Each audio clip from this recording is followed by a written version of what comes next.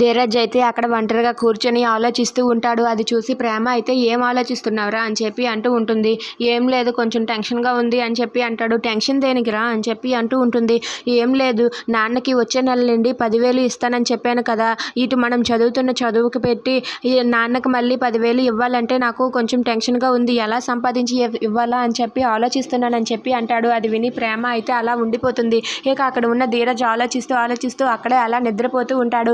అలా పడుకొని ఉంటే అది చూసి ప్రేమ అయితే ధీరజ్ దగ్గరికి వెళ్ళి ధీరజ్కి దగ్గరుండి దుప్పటి కప్పి తనైతే తనని నిద్రపుచ్చుతూ ఉంటుంది. అది చూసి అక్కడ ఉన్న ధీరజ్ అయితే అలా పడుకొని ఉండిపోతాడు. ఇక అక్కడ ఉన్న ప్రేమ అయితే ధీరజ్ పడుకొని ఉంటే తనైతే ధీరజ్ వైపే చూస్తూ అలా ధీరజ్ గురించి ఆలోచిస్తూ ఉంటుంది. ప్రేమ చదువుకుంటూ అలా ధీరజ్ వైపు చూస్తూ ధీరజ్ గురించి కొంచెం ప్రేమగా ఆలోచిస్తూ ఉంటుంది.